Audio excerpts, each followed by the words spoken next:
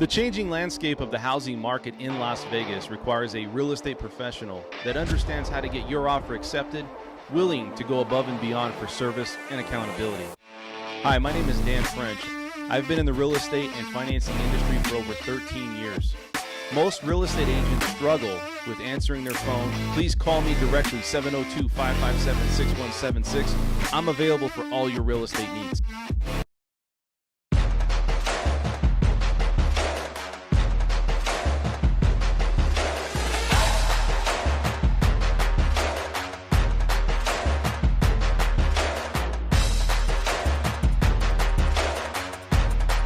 Dan's a fantastic man.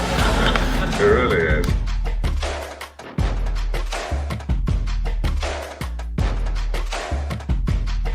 Ladies and gentlemen, please welcome. And what is going on, everybody out there? This is Tuesday. It is Tuesday. It's Tuesday. And it's dark out, so I get lost. You know, I'm coming in, I'm like, what is this going on? It's 6 o'clock. It's dark out. You guys know this is the most real behind-the-scenes information, financing, real estate, money talk going on here in Las Vegas. I'm your host, Dan French. This is the French Workbench podcast. We have a full studio of 2 people. And our usual guests here, we have Esmeralda Lucia is back. What's going on, Esmeralda? What's up, everybody? Dude, what's going on with you? You've been out and about. You guys have been around Las Vegas, right? Yes, definitely been out and about. Many functions, many events. So what's new in your world? Like, you've been out? Like, what do you do? Like, what's your hobbies? Is it just work? Title? No, I mean, no. Work is just work. My hobbies is, I don't know if people know this, but I love to dance. You love to dance? I do. I love salsa, merengue. Do you actually go to the dance to get like you have lessons, or you already know? I already know. You know, you're Latina. So do you seek a partner that right? You just know. I just know. You were born with that skill, right? You just had that DNA in you, right? Yeah. You grew up with it, so Yeah. So let me ask you this question. So you like to dance, right? So when you go out, do you have to pick a partner that knows how to dance with you, or is it like that guy's hot, but I don't know if I'm going to dance with him because he probably doesn't know how to dance, right? Because it's going to make you look bad if you know how to dance, right? Yeah. I mean, if depends what type of dance you're trying to, or what type of music. So if you're dancing like cumbias, you don't have to really be holding hands. You could do it separate. So you can kind of get away with it. You kind of just try to dance around them so like they don't look that bad. You kind of like, hey, just follow my lead. Esmeralda, when's the last time you went to a club? Let's be honest. When's the last time you were out right now, hitting up the club scene? Tell me the truth. The last time I went to an actual club here in Vegas, oh God, it's been a minute. Dude, what's the last club and the last drink you had going out to Vegas? Can you remember that? Okay, well, I had a little too much to drink on Saturday, but it was in a club. It was a Halloween party. And you dressed up as a cat. I dressed up as a cat because I had to be like, I don't know. I had to like, okay, this is like more professional. I can deal with that, so I did. What kind of cat? I was just Batman. Batman. I mean Batwoman. Mr. Sorry, not Batman. There he is. Batman. Batwoman. Batwoman. The last time I went to a club, oh my God. What's the club at the Wynn? Is there a club? I don't know. At the Wynn? It was like if a lounge. you gotta remember. I don't remember. That means like, you haven't been to a club in at least a year. I have not been. At least a year. Like, I can't even remember the last time I went to a club. So you're more of a party girl, right? Like, do you listen to like trap music at home? Like, what do you, like house music, right? You get that, like the beat and like, is that what you do? I like all kinds of music. I like hip hop. That's my I like merengue, bachata, salsa, but I do like hip hop. That's my kind of music. So if they have that, then I'm there. If not, then no. I will say this. So I was gonna go to a club on Saturday. Well, it's not. It's at Town Square, and it's like a piano, and so they have like a piano, and it's like piano bar. No, I guess I don't know. Yeah. It wasn't. I said that and said no. But needless to say, they said it's all hip hop, and they're like, we could see you going. My sister said that, so they know I like hip hop. You like hip hop? I do. Okay. So what about rock music? I do. I like do rock you? music. What's your favorite rock band? I don't know if I have a favorite, but I do like it. You don't have a favorite rock band? No. What's your favorite song? Can you remember the lyrics? I like YouTube, like, music like that. Okay, cool. What about you, Doug? I mean, when's the What's last time you went to a club, man? Oh God. See, he's at the club all the time. I know, right? See, I can With tell Brett. you Put guys. me on a spot. Actually, we went about a year and a half ago. We went to the New York. And, Okay. What club is there? There was a piano bar there. That was about as much clubbing as I've done anytime. I mean, lately. the piano bar is nice, though. I mean, I went down there. Yeah. Which one? Towns? The one? No, the one in New York, New York. New York. Oh. It's got a nice little vibe on the outside, right? I mean, you got and on people the and inside, hanging out. yeah, people Yeah. hanging out. A lot of people from the East Coast hang out. They like to go there, and you can request songs, and that kind of thing. Get drunk. You're like, yes, you sing. How many beers does it take for you to get drunk, Doug? I mean, is it A lot. a lot, right? Like, can you go through a 12-pack? Let's just be honest. I know you don't do I get that. full before I get drunk. Really? On a 12-pack? Yeah. Yeah. What's the most beer you've ever drank it, like in one sitting? The most I've ever drank in one sitting, I used to go, when I was young, I would take a bottle of Jack Daniels with me, and that would be my party bottle for the night. The old party bottle. Did you That ever was bring a my- flask? Did you ever have a flask of When like, I was skiing, I'd go skiing, we'd Nice. take a flask. Yeah. and you're military, so does a lot of military guys probably take that route, right? I mean, they not the flask, No. but just the drinking part. Like you got to take your party bottle, right? Well, yeah, it was funny because when I first when I first went in, I was 17. I really didn't do much drinking when I was in high school. I played soccer and I was pretty athletic and so I really didn't do much drinking. I drank a little bit, whatever. I got into aviation. I was an air crew on C-130s, and I went to this. I got into the squadron. I got assigned to a squadron, and I went and started flying. And the first trip I took was with an instructor. I had a guy that was with me, and we went to Japan, Yokota, Japan. And on the way there, the flight engineer. Hey, I got a question on this real quick. Yeah. I'm sorry. In Japan, they have those things where if you go to the restroom, that it splashes you, right, to clean you up. A bidet. Yeah. Did That's you ever a bidet. experience that? No. My mom has one. In No. Does she have? Yes. Yeah, Dude, they I'm like, got- that's they an got- ingenious idea because you'll never have a problem where you just don't get it all the way. You know what I mean? My mom has one in her room, Yeah. in her bathroom. Dude, that's what Japan. Somebody told me about that from Japan. No, they got them all over Vegas too. I mean, Do they people- really? Oh yeah, and then people, Yeah. and then I during need one. during the toilet paper crisis, here, people were starting to install like little hose bibs on their toilet valve behind their toilets, so they didn't have to use toilet paper. So they'd hook it up to the little angle stop valve behind the toilet, Yeah. and then they'd have like this little nozzle hose thing that they'd hook up to the toilet. I'm trying to remember the last club I went. Okay, what's at the Are Cosmopolitan? you still in the club? Yes. Damn, she's still trying to think I'm about trying the to think. club. I'm like, I went somewhere and I don't know the name. A marquee Why are you or still something? thinking? We're I don't on the know. next time. Like you're I still know. thinking. She's upset because she can't remember. That's what it is. She's upset because she can't remember. Yeah. And now I'm she's like- feeling like, damn, I'm like, I can't wait. remember. I'm like, dang, how long has it been? Right? See, and it's like funny because we're over here talking about Japan and splashing. Right. No, you're And talking she's about bidet. Like, Yeah. okay, Yeah. like my mom has But one. I mean, you guys. I mean, sake, right? I mean, do you drink sake?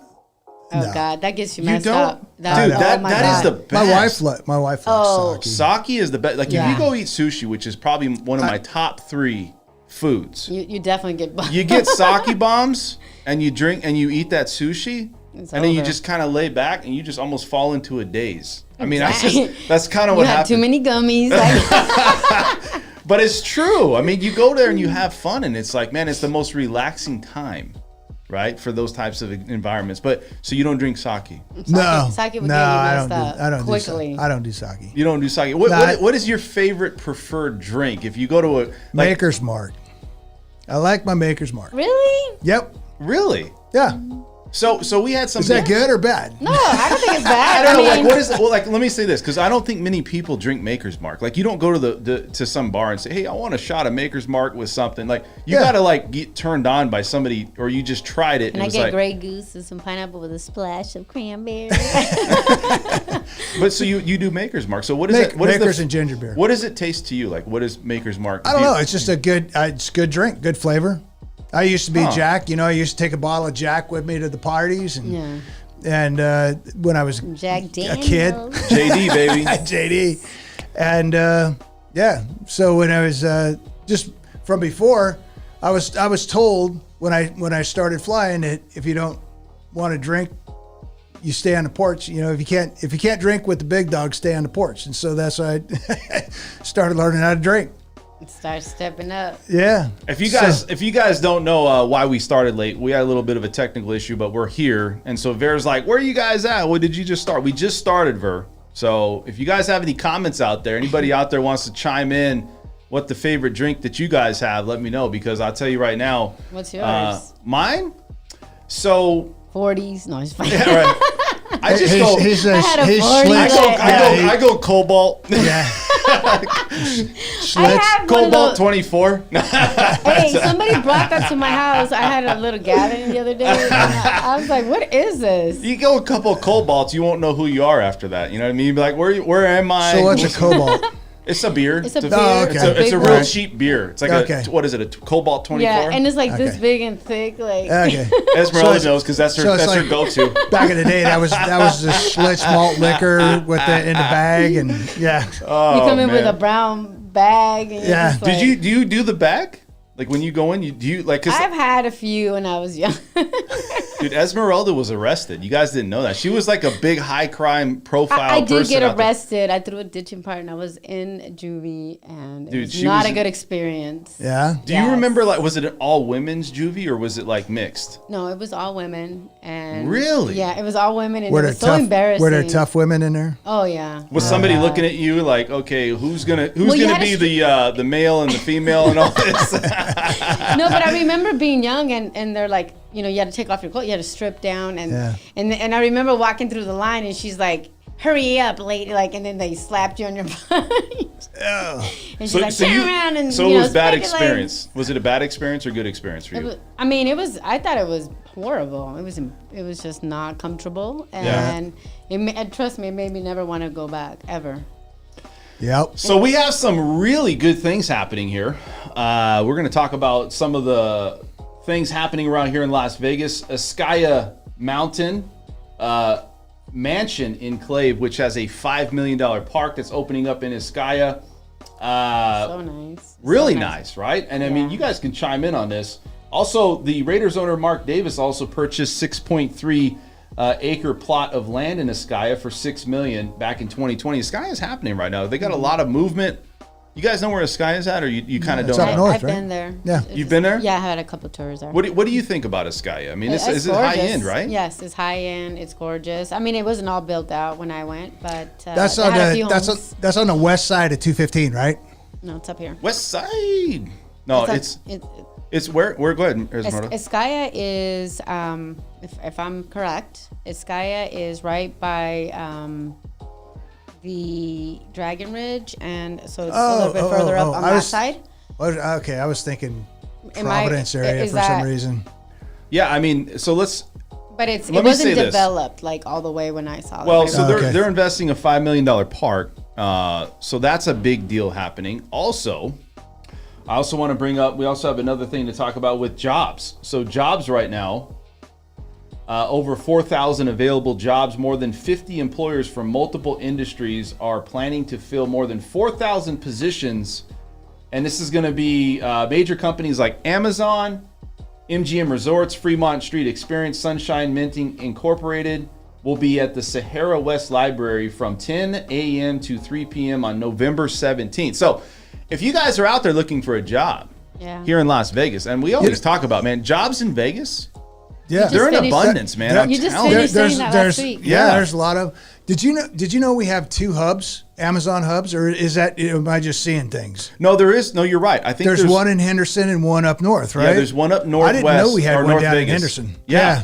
Yeah, I've that seen was the one in North, but not Henderson. The reason I know that is St. because Rose Parkway. I always buy stuff on Amazon, and I'm like, nah, I didn't really need it. I'm going to return it. And they go, do you want to return it to the store or the warehouse, or do you want to just go to Kohl's, or you want to go to, Whole Foods? I'm like, I'm not going to drive. There was one time I was going to drive out there. I was like, I'm going to do it. And I started looking at the map. It's about 15 miles. I was like, I'm good. 15 miles up north or Up 15? north. Okay. Yeah. You can only, because it gives you a direction of which address to deliver to. Yeah. So a lot of jobs. You know man. what's really cool is during the last crash we didn't really we weren't a hub for anything, and all we were was resort.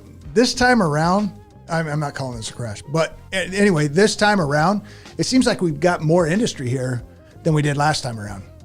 You notice that? More opportunity. I mean, there's like a lot more job opportunity. There's a lot more, a lot more going on than what there was last time. Other than What were you going to say, Esmeralda? Go ahead. First of all, I wanted to find out, what is Sunshine Minting? Sunshine Minting? I don't know. It's probably a company or corporation that's hiring. But I think what the whole position of why we're saying this is that when you're going through a recession, which now we see that from eyeball tests, also data, employment's still strong. And yet in Vegas, we continue. Yeah, we're having a job fair during a retraction in the economy. Yeah. To me, that's a little bit crazy, right? Something's off, huh? Yeah, it's like it doesn't make sense. It's like you're It's retracting. working out for us in our favor. Well, and that's what I say. I feel like Vegas, there's always going to be money here. You know, there's always going to be pumping back into the system here. Well, if nothing else, I think the last time around would have taught us that they tried to put the scare into us last time around. Because remember how the news was always saying, "Is there a crash coming? Is this the beginning of a crash? Is this the beginning of a recession? Blah blah blah." And I think people are just done with that. I think people are done. It's like we're going to live our lives. That's kind of what I see. Well, I think that's the way I'm treating it. Yeah, I mean, look, but I mean, if you're out there and you're thinking like, man, should I move to Vegas? I can't think of any reason why you wouldn't move to Vegas. Now there's weather, traffic. Sometimes I want to throw my phone, at people because like they're Sometimes just driving I do crazy. throw my phone. Yeah, and they're just being stupid and but I don't know. I mean, for the most part, Vegas is pretty desirable, especially if you're looking for employment. Yeah. And I think it's not bulletproof. Definitely. There's nothing bulletproof about Vegas, but it does have somewhat of stability through even a really challenging economy where we're at right now. I think, Vegas is an entertainment place, right? It's an entertainment city. And there's always something happening here. Always. And now with, having sports and all that, I think it definitely elevated the desire of people wanting to be here. Well, we're bringing sports into a 24-hour town, which is bomb. Yeah. Right? Which is bomb. Let's just be real. Yeah. That puts fuel on the fire right there as far as, And we also have another question here. It says, did Gene Simmons sell his house? Which is a good question here by Anthony.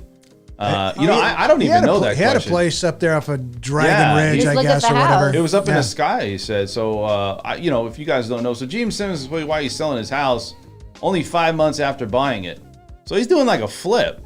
He did a flip. I think he has more than one house. He's doing flips. Well, why is he selling it? Let's look at the property. Oh, I don't know. I mean, we'll take a look at this property if we have a picture. But I think the situation is that Iskaya seems like it has a lot of money attracted to it. It does. There's a lot of big ballers there. Balling, right?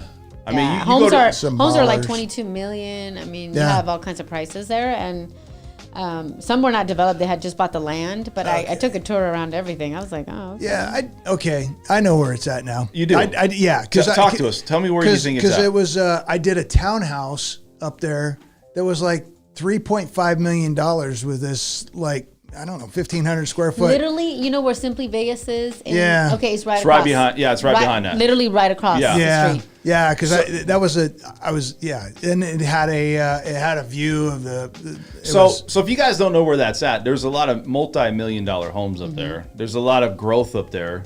They have Live, which is another builder up there that's building $4.5 million homes over in that area, and it's a Horizon Ridge. And I would say the best crossroads or cross streets is probably Green Valley. Arroyo Grande? Yeah, maybe Arroyo Grande. It's like in between Arroyo Grande and Green Valley. up in that area, like And right. it's like McDonald's Ranch, so it's all in that. So what do you Dragon think Ridge you have is to? right next door. What do you think you have to be pulling in to live up there? Like you got to be pulling in at least what, 50 million a year? You think, like something like that? I'm just curious. Like, what do you think? Absolutely, 50 50 more than that, minimum, I think. right? Yeah, I don't think more than many that. people. I don't think many people actually look at the payment on that. No, it's just, can buy but up you there. got to have some flow right there. You know, Oh, yeah. you got to have some serious flow. You to have be up people there. making about 250 million. Yeah. Let me correct that, million. 250,000. There was like, homes that were literally like 60, 70 million. yeah. They were waiting to be built when I Yeah. took the tour. Yeah, they were not ready. They had just bought the land. And are you guys ready for? We have now Enchant World's largest Christmas light extravaganza, announcing a spectacular outdoor event in Resorts World Las Vegas, Enchant the Strip. And what is this about? Well, apparently Resorts World's putting on Enchant the World's largest holiday event, encompassing 10 acres, which is 3 football fields, featuring a dazzling installation of over 4 million sparkling multicolor lights, featuring a one-of-a-kind story-themed walkthrough maze, holiday trees over 100 feet tall, produced on playing fields of Major League Baseball sports stadiums and icon outdoor public spaces. This event offers an ice skating trail, live entertainment, interactive games, and charming holiday marketplace experience featuring local artisans, holiday foods, and Santa photos. I mean, dude, they're gonna take. Yeah, are you going? Yes. This is a big deal. I'm right? definitely This is on going. a strip. I'm definitely going. Are you gonna take your family? Or are you going? Yeah. You are. Yeah. I'll go. What if the tickets? For the experience. But what if the tickets are right? $100 a piece? Are you still Yeah, gonna go? that's just the thing. It's like It's like, what is it, right? What are you getting into? What do you? I'm going. $100 even doesn't I'm in. matter? I don't care. Wow, you must be I'll really check it out. balling. I mean, I'm in an economic turn right now. I'm like, wait a second, I gotta stop. I gotta like watch Well, my. She's like, nah, 250, 300. Yeah, I'm in. I mean, if it's you know? if it's shoulder to shoulder down there, and it's like I don't know. I don't know. You're not. Maybe. You're gonna go. So, Yeah, have I'm you guys going. been ice skating in the wintertime out here, where you go on top of? I know there's an ice skating place on top of the Aria. I think it is. Yes. Is it the Aria? There's one in downtown Summerlin, Downtown Yeah, Summerlin. that's and there's another one. I thought it was the Palms, but I might be wrong. Have you ever been though during the wintertime? Because I'm telling you, that thing is popping, dude. I during did the go, wintertime. and I fell. Well, of course you're gonna fall, Esmeralda. I was like, wait, hold on. I was like, I hope I don't get ran over. Well, I didn't know it was gonna. You gonna lose a finger? Yeah, I was scared. she's like, wait a second. But did you enjoy it? I did. I had my little hot chocolate. I was good. I See, it's a different world, man. And I did it. I didn't actually go. I didn't go on the actual the ice skating part. Oh my god. Well, I was watching and I was surveying, but you know, when you fall and you weigh as much as I weigh, you're probably gonna get up limping. You know what I mean? Something's gonna happen. as long as right? you'll bang the back of Yeah. your head, right? Something's gonna happen. Yeah, and then all the amnesia. You know what I mean? You got concussions happening. So what I did is I did a lot of the surveying, but I look at the strip and across such a neat environment because you have across. I mean, if you could look at this picture, across the way I had. Oh, it was Aria. Yeah, it was Aria. Yeah, right. and it's like I'm like thinking like, yeah, you're right. Yeah, and then across it you had like Planet Hollywood. Yeah. And then you have like the Palazzo, and then you have other things on, and then they had this big, you know, on the strip how they have all the big Yeah. large TVs, and it's just, man, you're just kicking back going, man, this is a great environment. You're on the top of the casino Yeah. and you're watching them and your family and That's pretty people. cool, yeah. It's pretty cool. I mean, Yeah. and you're right on the strip, middle part of the strip, so you see all the activity, like all the live part going on. Yeah. You know, I got people walking around down where the street's at. So I don't know. Would you go with your family? Yeah, I went with my family. But you didn't want to skate, so you just. I told watched? you, Esmeralda, if I fall, I'm not coming back. I Oh, don't so think you I'm going to just come watch you back. guys. Yeah, if I fall, I'm probably not coming back the same way. You know, there I'm not will gonna be. lie, it hurt too. Oh, yeah? That's why you got to get your snow gear on. I fell back, like, so I was able to like sit. That's and I fell. where most people fall on the ice is they fall and they hit the back Well, of their I head. saw some people go, you know, they fell forward. I was like, oh god. It was, Oh, that's better. yeah, I actually fell, and mine was like I wasn't going that fast, so it was okay. So let's get into some of the things we want to talk about here on the show. And one of the things I want to bring up is you look at applying lessons learned to adapt in a competitive market. So I want to bring this up. And the reason I want to bring this up, there's a lot of people out there that think this is not a competitive market. It's really not. You're not in the same market. What you're looking at, let's say today, as far as multiple offer scenarios, you're not having to compete against a lot of people. Right. But what do you learn from this market, right? What can you get from this market? Well, we know it's a buyer's market. Some of the key points out there is that it's okay to ask for everything and the kitchen sink right now. I mean, it's okay. Like if you want to, can I get the dog too? Yeah, if it's like, hey, can I get the furniture? Yeah. Can I get how about that 63 vet sitting in your garage? Yeah, exactly. Exactly. So you look at all these things that's going on, and I think that right now the buyers out there know that their rates are higher. When you go in and you make an offer, and you look at what people are accepting, selling agents right now are doing everything they can to get in front of you and say, hey, did your client like this? I've been in 3 or 4 homes where people are like, hey, how did you like it? Like what do they want to make an offer? And it's because they're not getting offers. You see the same house sitting, but look at the price time of reductions. year. Look at the time of year too. Exactly. Dan. Yeah. I mean, and you brought this up. I mean, the time of year, Yep. right? We know that that's happening. Yep. You have now builders becoming best friends with real estate agents today. They're offering luncheons, Best friends. parties. They're throwing parties. Realtors, we want to reconnect. We want to build that bond again, because builders know that they didn't make the money or would not make the money now in today's market. They need realtors probably more than ever. Because this is a death sentence for builders right now. It really is. Like, it's a death sentence. Dang, No, that's so deep. they're done. Look, Nah. I can see tomorrow KB Homes shutting their doors. Yeah. I can see also, you look at like the banking institution, right? Right. You look at like, some of these other builders, Richmond American Homes. They're going to implode. I mean, I'm not saying it's going to happen, but I'm just saying they need real estate agents right now. They do. They do. Yeah. And He's they need everybody. exaggerating, you guys. Yeah. He's That's- scaring everybody. I got the memo. You didn't get it? Yeah. Builders are now saying rest in peace. That's like it's just like, no, but I mean, I'm telling you right now, they're offering incentives of everything you want.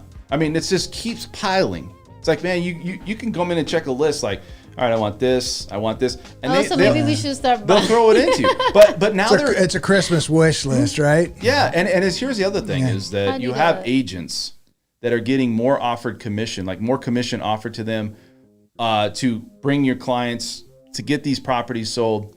So we bring this up because we always look at the market. It sounds more like marketing to me, Dan. As far as what? Getting the agents to come in and they're Well, it could be marketing. I also think that, man, they're slow. Yeah. And we're slow. Everybody's slow, but it's like, how do we make this work? Listen, if you're out there and you're a realtor thinking you're crushing it right now, I mean, you might be the outlier. Come on, but most people are slow. Yeah. You're the only one. Yeah, I mean, like it's like sure. Hey, you know what I just saw? Yeah. Who's that blue heron, right? Uh-huh. I was coming back from Which I love their homes. They're so they're nice. so that big right down there on Pecos, across from the Shenandoah, up towards Tropicana a little bit. You know what I'm talking about? There was a big property. There's a big piece of land there, and Blue Heron is actually starting to build some mid-century moderns, huge freaking homes.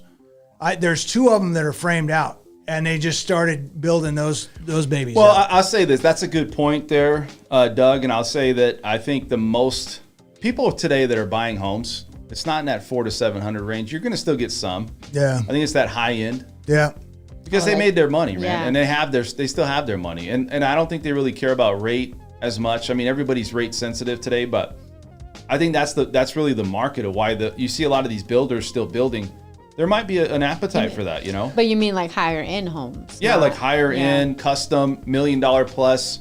Ultra luxury is probably 2.5 million plus. I mean, I just look at it and going, these things, but the builders out there that are building that 400 to 700 range, man, I got so many events to go to now with free lunches Oh, and that's free dinners. cool. I mean, That's cool. I think I'm set until middle of November. So, I You mean, don't have to go grocery shopping. I thought you were going to say the middle of February. I'm gonna go grab dinner. You're not working hard enough. You should have been middle of February. Well, you know what? I'm trying, man. I'm trying. But the builders is just, it's just kind of getting the wheels going. Yeah, I think right. at some point you're going to start to see it. But these builders right now, they do need realtors, and we also need builders to support those buy downs and those discounts, because right now 2-1 buy downs and all those discounts that you're getting and all those the incentives, right? They always say, how much am I getting?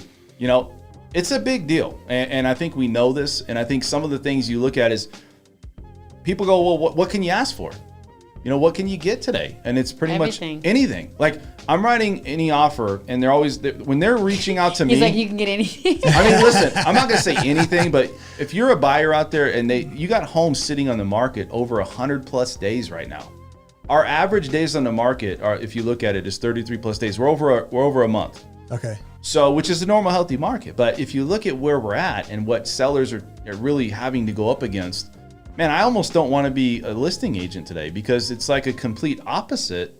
And I go out and you write these offers, and it's like I get bombarded. I got 6 or 7 homes I saw, and I'm getting agents going, "What do you want? What do you got? What do you want?" Farm. Yeah, yeah. It's like, right? and it's like, how can we? What do you need? What do you need? Yeah. And it's like, I man, need a car, where was I this need service a year ago? Because before I would be like, "Hey, I want to make an offer," I wouldn't even hear anything. Right. Yeah. So now it's just a different world. So you look at rates though, and we're going to kind of transition to home affordability here, and also we're going to talk a little bit about what's happening with millennials.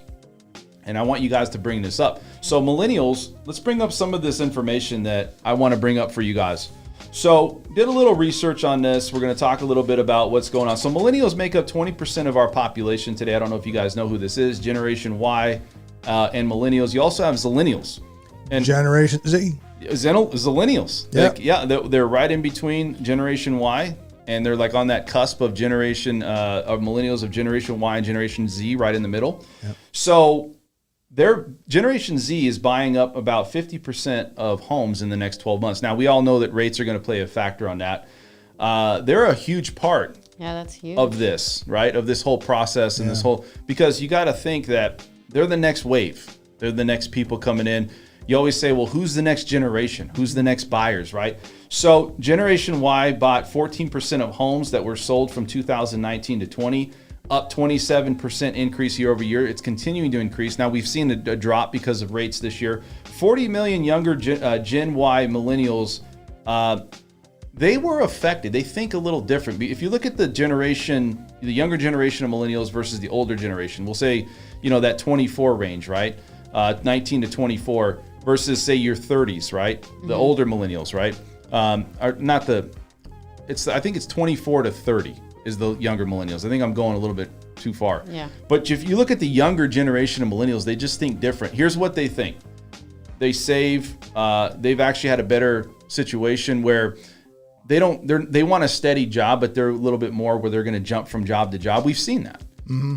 The older millennials typically have a harder time they had a harder time getting into a house or saving or actually getting into something. So this recessions, .com bust, all sorts of stuff. Yeah, that's the thing. And this is where I'm going with it, is that the older part of the millennials, what did they go through? They went through all of the problems with 9/11. They saw their parents probably go through it. They also went through the recession.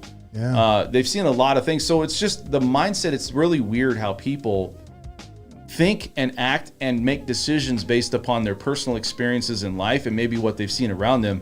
And I think that's what, you're thinking over here in a really... My sisters are in that age range right now. So, okay. What do they think? Well, they're thinking of buying. They're in that age, they're starting a family, and that's the direction that they're moving so forward. they're millennials or Gen Z? Millennials. Okay. So Yarik says 24. Don't you guys think that the millennials though, like if you're like, they're gonna really, they're learning from our failures, I would say, like our successes and our failures, and a lot of the younger generations are learning how to be a little bit more smarter with their money, like smarter with saving money. Some of them, we'll say some of them. they're They're not teaching it in school though. They're not teaching you how to. But here's the difference: is they have all this content at their fingertips. I mean, if I was a millennial today, right, I would literally go online and say, most of them really don't know how the loan process goes, Right. and they really don't know how the transaction of a house goes. But what they do have is content and things that they can ask the right questions. And I think that's where you don't necessarily have to. We didn't have that. Yeah, you don't. It's like this. It's the great unknown for me and my generation. I'm sure for your, like, how many people do you know would go and find a house today, or let's say in the past, in our time period, and they would not know like what the process is. I had no clue. And you know what? Even after I bought my first house, because things weren't explained to me, I still had no clue, right? And until I got into because I bought my house when I was 27, 28.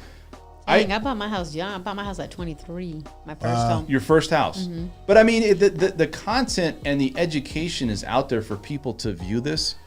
We really have to start focusing on this the millennial generation, because these millennials are really going to take us into that next wave. I agree. And I do feel that they're in some ways they're learning from our mistakes, right? And people, but also I think the decisions that especially the older millennials versus the older millennials seem like they're the ones that they want like that steady job. They want to like hop around. Like they're the ones that's like, hey man, I'm not going to be, committed to one job, but yet I still want a steady paycheck. They want that consistency, maybe because there was maybe an unstable position, right? Going through the process of seeing 9/11 and their families. It really comes back to when you're buying a house in any magnitude, it's really about what does your family go through, or what experiences have you seen your friends or other people go through, or just general in life, right? I mean, and I think that's where people like millennials and people that are the younger generation, dude, 45% are looking to buy a house in the next 12 months. That's so big. That's a big number. Now, That's a big chunk. with rates going up, housing affordability going down, right? People can't afford these homes. I see more and more every day, people just waiting on the sidelines. And you know what? I think the one that's going to win this out is patience. Yep. Because I'll Absolutely. tell you, that's the big thing. Like, what do you learn from all this? And the thing with that is that this world is such a hurry up world right now that everything's done right now.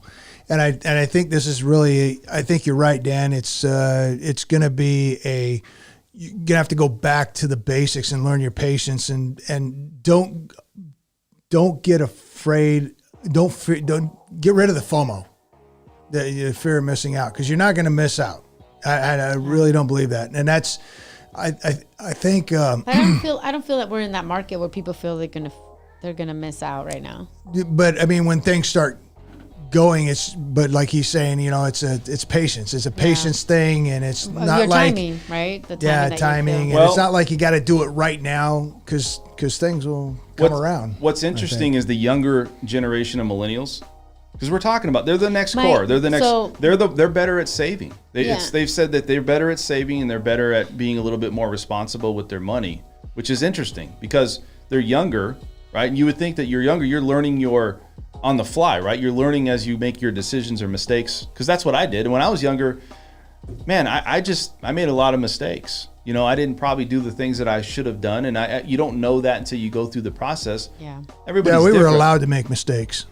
I just don't think it was like emphasized. I mean, like you want to be, but it's emphasized where I don't know. It's more like, when you're out there and you're trying to like figure things out in life, we didn't have the things at our fingertips. And I know it sounds crazy, but like, all this technology. You mean like given to you, or like, what do you mean? Just the opportunities. I think life today is easier for the younger generation in many ways. And I think you have a lot more content, a lot more information, a lot more things that we had to learn. It took time to learn. It took a process for us to learn it. Exactly. Because it wasn't right in front of us where we can just go type something up and say, well, what is this? How do you figure this out? Right. And I think that's the difference today, and why millennials are such a prominent position on buying a home today. I really feel that. Yeah, I mean, it's a difference of generations. I mean, I didn't even have a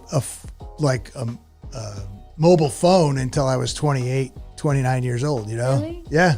I was like, they didn't exist, so it's like, but today when you have something at your fingertips, that you can, like you said, you can search, it's like, it's got to be done now. Yeah. And things don't have to be done now. And I think my patience niece, is going to so I pay have a off. niece, she's only 19. She's also looking to buy, right? Uh-huh. So, and she's been saving her money, and she's not buying this very second, but She's not buying this second. No, but she's definitely in that. She has the money to start looking for what she wants. What happened with her? She didn't have enough credit to. She didn't have enough credit to get into it. Mm-hmm. Isn't that interesting? Yeah. Yeah, I mean, and so I don't know. To me, I just think that we really need to pay attention to that. Success on building wealth is a big deal. Patience. I think everybody's going to have to weather the storm. I'm going to tell you something. It is a very challenging time for a lot of lenders, realtors, and title reps out there, home inspectors. And I know it's like, hey, man, you guys had it good. Let's not lie about that. We did. Yeah. But as it's feast or famine type of position in life, what must go up must come down, typically. Sure. But is it going to be the catastrophic, hey, man, we're coming on a dead, all the way down roller coaster where we're going to hit the bottom? I wasn't that high when I was a rep, so I'm okay. Because, I mean, this thing went straight up, and now you can see it's coming straight down. And it's like you see a lot of casualties. A lot of people I know in the industry right now thinking maybe they should just jump out altogether, This is a transitional period for a lot of people. This is going to be a very challenging time over the next year and a half. It is. Yep, I agree. It's going to be different. So we'll definitely have to see. Let's go over here. So I want to talk a little bit. So Doug, you had a comment about Lake Mead, right? And well, you wanted to talk about this. Let's talk about this. Tell me what's going on with Lake Mead. Okay, so doing these inspections, you'll get a lot of people moving here from other places, and it's always we're in the middle of a desert. We're going to have any water?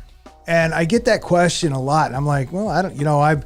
I did work on the engineering side of things for a long time, and I do know a lot of geotechs and geologists and stuff like that. So what I decided to do was look to see where we were at with our water. And what was really interesting is our flow. Okay, so I compared.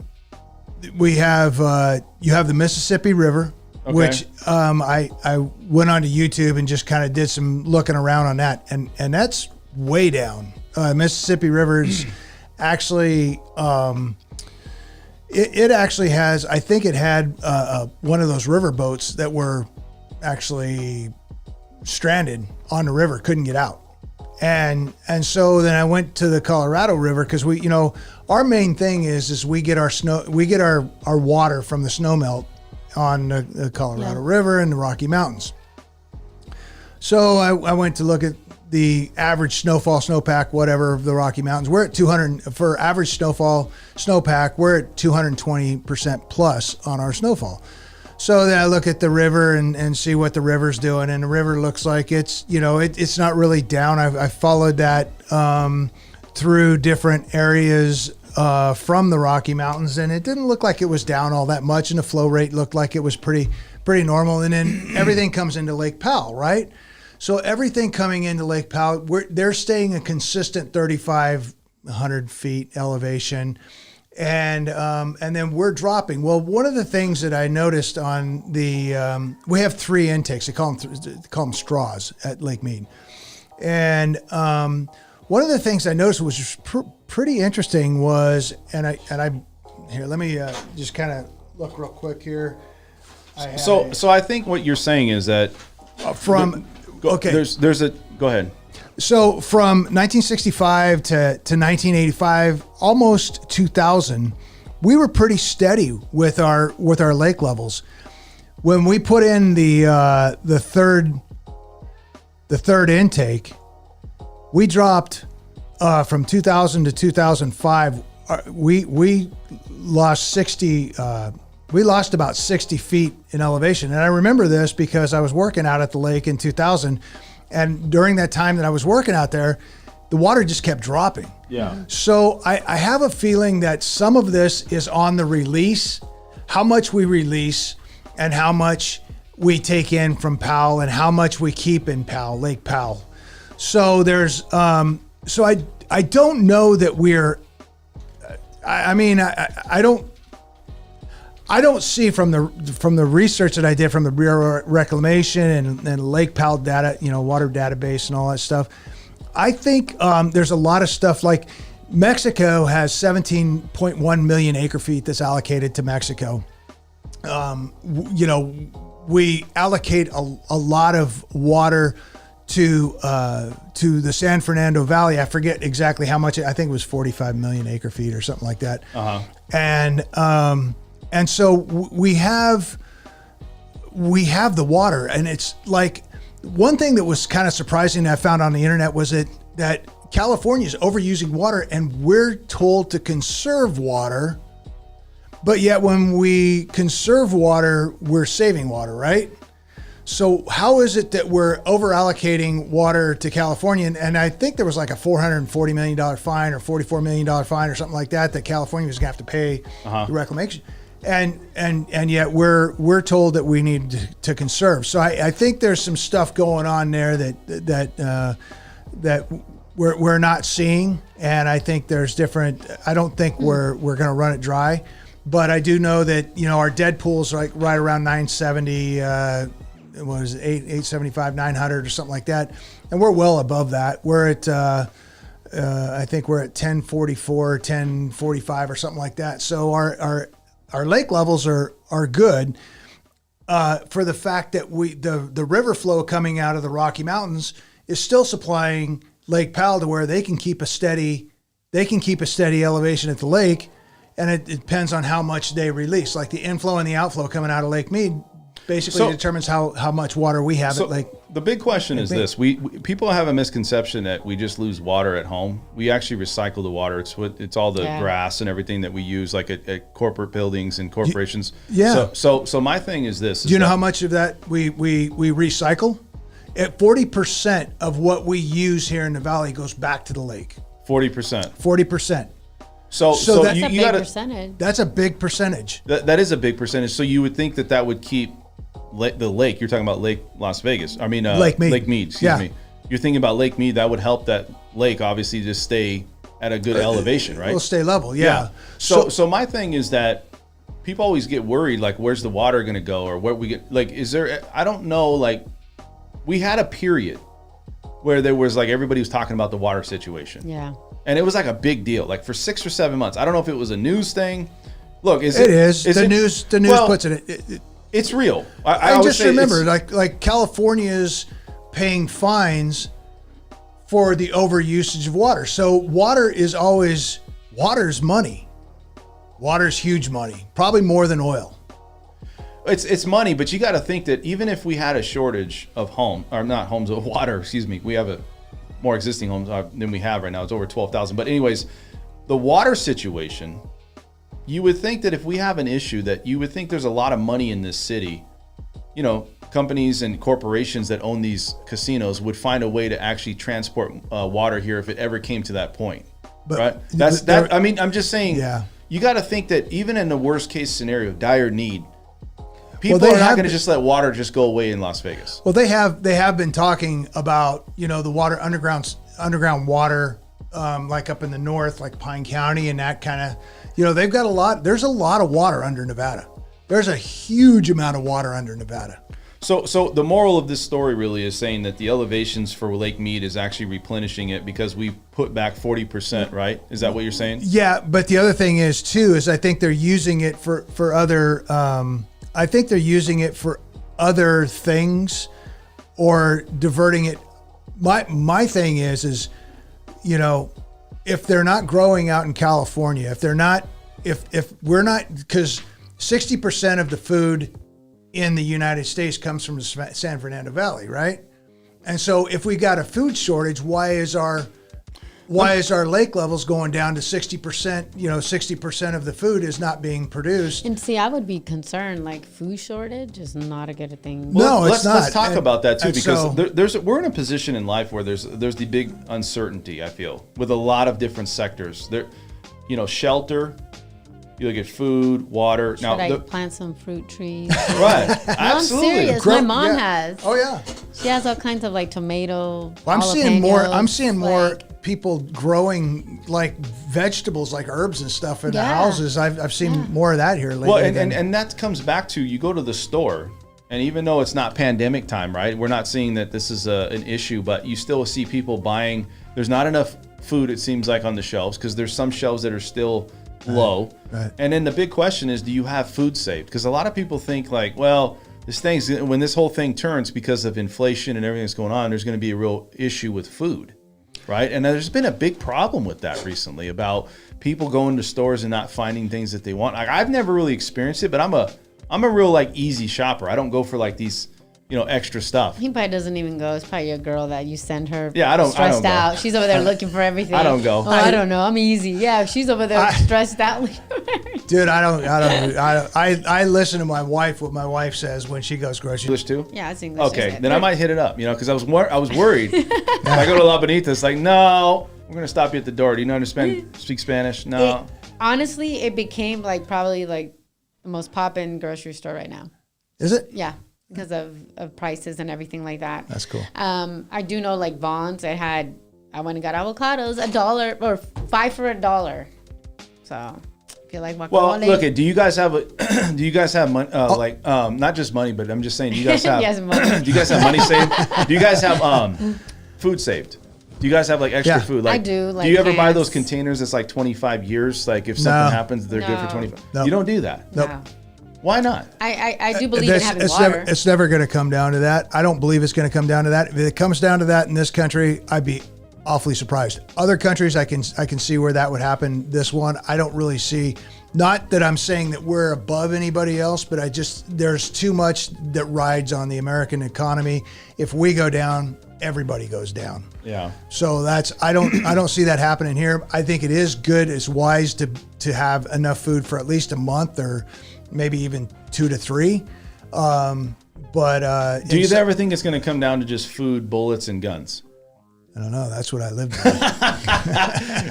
That's what Doug wakes up with. He's got food. He's got bullets. That's your lifestyle, man. Yeah, right? It is. Yeah, I mean that's the military. Yeah, that's beans, bandits, and bullets, man.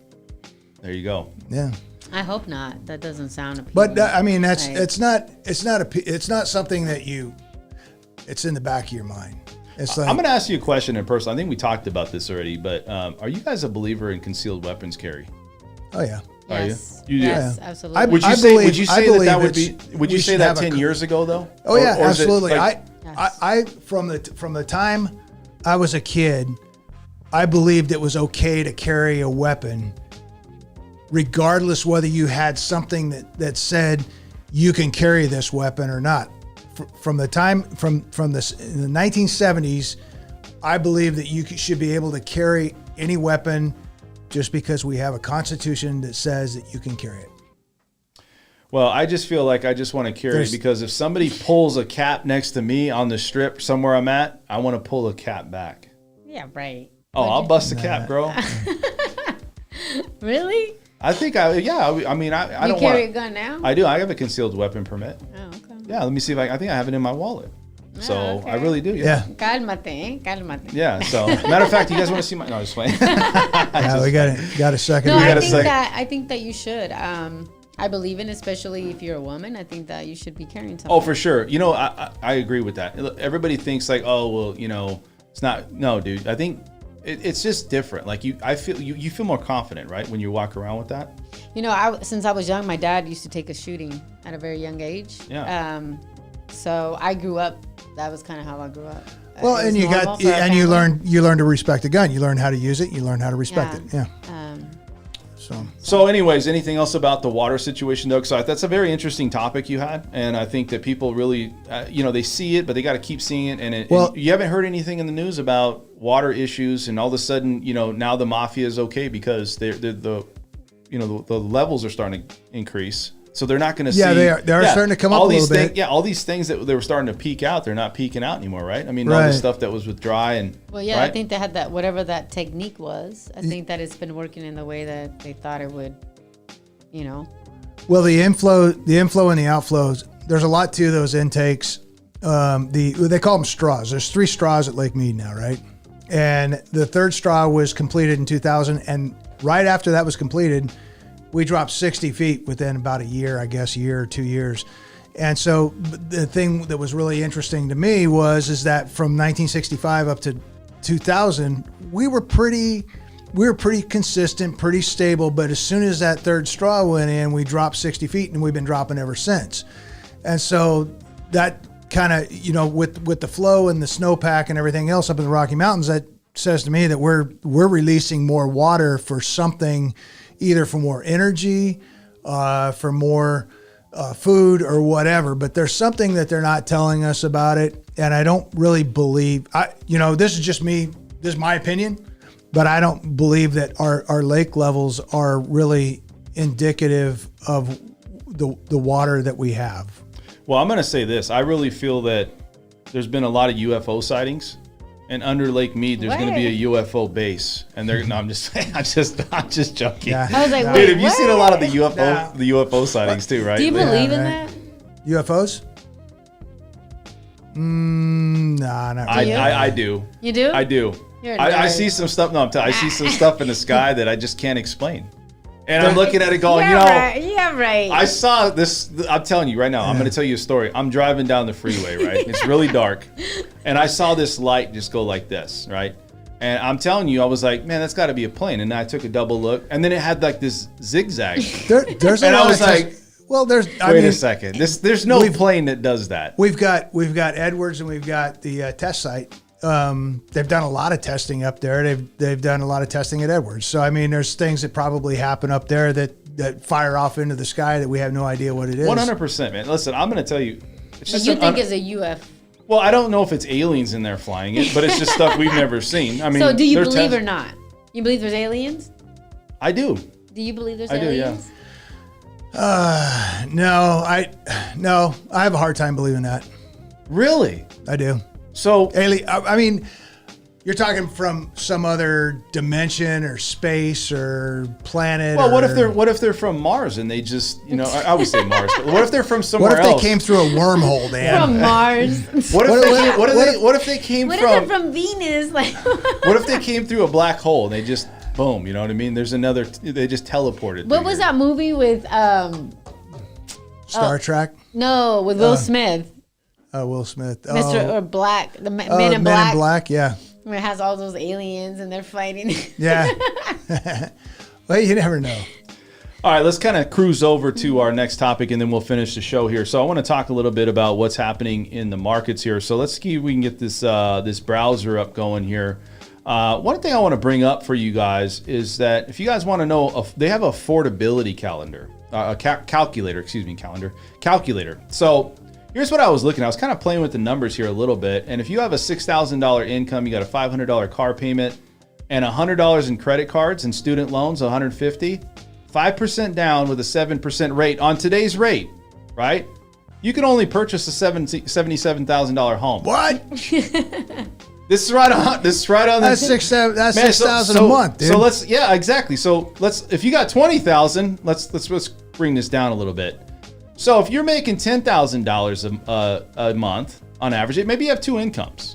Maybe you got his and hers, hers and hers, his and his. Who knows? Whatever you guys got going on, that's good for me. But $500 car loan. Let's just keep it as consistent. You would need to make $10,000 with today's rate on just $100 credit card. And your max purchase price right now is $524,000. That means if you're not making a combined household income with the minimal amount of debt, right? That's minimal. Let me tell you, I've seen People got a lot of credit card debt right now. They got a lot. So having $100 in credit card debt, that's telling you to be comfortable or to be a home affordability calculator, $524,000. So, I mean, look, proof's in the pudding right here. I mean, it just tells you. So as these rates go up, that's at a 4%. Let's look at this. Sorry, that's a 7.25%. That means you can only afford $389,000. They actually reverted back $10,000 loan. No, so if you make $10,000 income, housing income. So that means if you make $10,000 a month, household income, $500 in car loan. Is that before tax or after? What are you talking about? That's gross. If you make $10,000 in gross income, today's world with the rates are at today, you can only afford a $389,000 home. The average price of a home today is right around $450. Like a decent one. Now I've seen over the last 7 days it's dropped to $438. But that just tells you $389,000. What are you going to buy at $388,000? So why do people get pushed out of the market? That's why. Because if you've accumulated debt, how much down on something like that? How much do you have to come in? All they're putting down is 5%. Yeah, that's the bare minimum of 5% down. So Let's go What if back. somebody Let's put go to 20%? let's go to zero. Let's go to zero down. To zero down. So Yeah. if you're putting zero down payment, I mean, I don't even know if that's going to do that, but let's take a look. Hold on. Let's take a look at this. Zero down payment. Okay. You're getting everything. What? It went a little bit different. Okay. Because you don't have no money down. So your purchasing power with zero down is 348. I'm not sure how they come up with that calculation. Let's say you put 20% down though. All right. No mortgage insurance. Okay. And let's say your max purchase price. Let's see if we can do this a little bit different here. They still have PMI? Yeah, they always include the PMI. Okay. Student loan debt's got to come down. So let's say that student loan's way too high. So let's say the student loan debt is back to $100. All right, 180. So now look, at 20% down, you can now afford at $10,000, $490. So what this says is that if you want to afford a house in a pretty decent location, I mean, just off this here, you would, if you put 20% down, no mortgage insurance, you can buy the average price of a home today. What they're saying is if you put 5% down with rates where they're at today, and let's see if they're, look at 7.25, I'm just throwing this in there. It just tells you how much losing or how much people have lost on home affordability and housing, on payment and being able to afford these payments. You know, if you put $20,000 in here for a monthly income, obviously you can make a lot more here. But that's why these people at this $1 million range, typically they have more money. They can buy a home over $1 million, putting, you know, $20,000 income, a monthly income. So with a lot of these people, that's where that price range is at. You got to think that's not being as affected, or those people aren't being as affected as, say, somebody that's making, you know, $7,000 a month. So somebody that makes $20,000 in gross income, they can afford those $1 million homes. But if you're making $7,000 a month, this is where we're at, 7.25. Let's just say it's 7%. Let's just drop this a little bit. Let's say you have student loan debt, credit card debt, and car loan. What this is saying with taxes and insurance and everything included on this is that in today's world, with the rates being as high as they are, because it's a fixed income and where your mortgage is at with your accumulated all of your other debt, you can only afford a $273,000 home that's comfortable. Shit. So it just tells you your monthly payment on that $1,733 a month. It's a hard position to be in right now, and I think it's because prices of homes are higher. So if you want to look and see why people are having an issue with home affordability, this chart tells you right there. I mean, this is why. Because if you're going on a more of a conservative algorithm or what people should be going off of, that's all you can afford. Now we know that some people out there stretch it a little bit, right? They're going to kind of push it to the end of, I got to max out and I got to get the most I can, which I understand. But if you're being conservative, that's going to be a tough approach, right? Going over here, let's go back. So again, what's very interesting about this market is if you look at sales price, right? And if you look at on a monthly basis, we've really plateaued at 450. You know, this is on a month-to-month basis, you know. So if you could see what I see here, this right here is 450. We come down, right? We were at 480 top. Now, I did a little bit of a research last week on what are we doing in the last 7 days, and I think we're at like 438. But you know, this always lags a little bit. That's why I always kind of like try to get more of a present time position on this. But we're at 450. But what's interesting about it as well is if you look at days on the market and then you look at the average days on the market, 34 days on the market. When is that? So what's that? What time frame is that right there? September 2022. September. Okay. So that tells you that, you know, increasing in days on the market supply, I've seen it's not uncommon to see homes when you go on the MLS 60, 90, 100 days. I've seen 100 days plus. We never saw that before unless it was just completely priced out of the market. I think sometimes sellers have a real hard time of getting that education and bringing their prices where it needs to be. But you know, they're selling their house. They think it's worth what it is, and they're going to go with it. But going back now, it says new listings, that's down. But if you look at total homes for sale, if you go to all property types, we're still over 12,000 homes for all property types. So look, it's okay. It's climbing. Now, I feel like we've plateaued and stabilized a bit. Maybe because the economy, maybe because people just at this time of year, just not buying, and they're focused on other things. And I think that's kind of what you're seeing out there. Months supply, we're now at 3.4 months supply, and it's increasing, even though it's slightly increasing. So that's good, actually. It is good. Yeah. Well, the national you have more is options. The national is well above where this is at.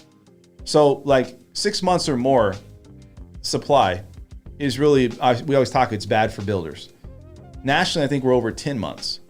In Vegas, though, again, I tell you guys, Vegas is different because people still will buy here in Vegas, even in a very challenging market, because it's a place that always has something going on. It's desirable. Well, like you said earlier, you got what, 4,000 jobs going on? Yeah, it's always something happening. 4,000 jobs, and you got new construction. And so let's go ahead and end the show, you guys. I know we started late, so I know we got to get out of here. We got a lot of stuff going on, and I apologize. I have a lot of things happening. We also had some technical issues, but going into this here, we said, what's going on? Running altitude, Tim. As always, Taco Tuesday. What's up, buddy? Verstar, what's going on? How are you? Let's go ahead and take a look. So what up, DJ? Anthony said, did Gene Simmons sell his house? I don't know about that. You guys might want to look that up. When does Vegas start to decorate for Christmas? Do you guys know that question? Right. Usually they start decorating around Thanksgiving. So usually it's like the week before. Or right about Thanksgiving. Yeah. I start seeing lights go up. When do you start, drinking eggnog? I would say Thanksgiving. Thanksgiving? Thanksgiving week. You when it starts early. getting cold. Yeah, it starts getting cold. Do you drink eggnog on Thanksgiving? No. I don't like Do you drink eggnog at all? No. What about if you spike the eggnog? Like if you got some alcohol? I'd do that, maybe. Then you do it. Yeah. Because then it has a little edge. All right, so Thanksgiving, huh? So, all right, let's keep going. Put a little makers in it. There you go. So also, Beth, shout out to you. It says, the Enchanted experience was at Ballpark in Summerlin last year. It was awesome. Looking forward to it. And results were... So, again, they had it last year. I didn't even know that. Did you guys know that? No. No. I thought it was like So, there's people that didn't live here. I think she lives here now, but know more about Vegas than we do. Yeah, that seems to be the case most of the time. Good. Yeah.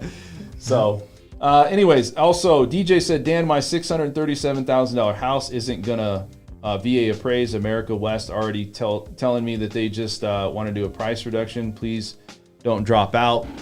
That's it, man. We have a couple that's builders have to do something because they want the inventory off the books. Yeah. And they might have thrown a lot of incentives, a lot of buy downs, but now it's even, hey, you know what? You can't appraise it. Yeah, we may need to drop. And you know what? It's funny because VA is going to probably be a little bit more conservative on that. Yep. Just because. What did the VA go up to for loan amounts? So I think they follow Fannie Mae, Freddie Mac, which I think they do. And here's the thing: they're going up to, I believe it's 715. Wow. They haven't done that yet, but I know Fannie Mae has already increased to 715. So the loan limits heading into next year, there's already loans and people that I'm doing offers and writing contracts that next year. 715 is the new. So are they going to 40-year loans with that too, or what? I don't know about the 40-year loans. I don't know if that's going to be. I know they. I've heard of it, but I don't know anybody that has one. No, I don't either. So it's funny because a lot of these people now, getting into contract at that time. That's a lot of money, though, man. That is a lot of money. 715 for a VA. Well, and here's the other thing. Why would you raise it that high in a retracting market? Yeah. With higher rates. Yeah. That's just. It doesn't make it. Unless they think like the end of 2023 is really going to just completely turn around. Unless you're trying to. I don't know why they would do that. That's if you're trying to get somebody cornered. So. Other than that, guys, Taco Tuesday. Want to say a shout out to Running at Altitude. Make $10 million a month for $390 house. That's nuts. Exactly. That's exactly right. That's why I was looking at. That's what I was thinking too. Running Altitude. Beth says you're correct, but it's probably better than renting. I'm coming from California, and I still think Vegas is more affordable. Trying to get my son to move here. Absolutely. I can't disagree with that. Now, has that margin shrunk significantly? Yes. Yeah. Is it still better? Yes. Again, you're gonna have your pros and cons. I think that Vegas is always going to still be desirable, but is it as desirable as it was before? I don't think so. I think people are starting to stay pat because they don't know what's going on with rates. And you got to think, if you think that it's going to be that much better to move to Vegas, just like it was a year and a half ago, because prices of homes and what's going on in California and a lot of the politics and things people just disagree with. Taxes, they would move here. Yep. But I think that it's not so much of a separation anymore. What I'm finding here, Dan, is that this used to be a town where people would move to and look to sell their house in a couple of years and make some money on it, right? What I'm finding now is you got more people moving here that have like a 5-year, 10-year plan on their houses. They want good stuff in their house. They want decent air conditioners. They want a good roof. They want, Absolutely. you know, and it was before, it's like good enough, you know, because they knew that they were going to get rid of the house in a couple years, 2 or 3 years, and try to move up. And it's actually changed. That whole dynamic, I think, has actually changed a little bit in this town. I can't see, like, when I went to California recently, and I'm driving around, and you see these homes, and there's nothing wrong with them, but I mean, they're just outdated. A lot of times they're not updated on the interior or exterior of the house. It's the ones in California? Yeah, it's just and it's But a where in lifestyle. California? Just anywhere. I mean, it's weird. You can go from the San Bernardino area all the way up to LA area, even further, and it's just like all the streets. It seemed like they were people all. don't have enough money to Well, they were. A lot of the streets were built at the same time period, or like there was a certain way of building a house, and it's like that 70s, maybe 50s to 70s, 80s. There's just, but you can always update your house.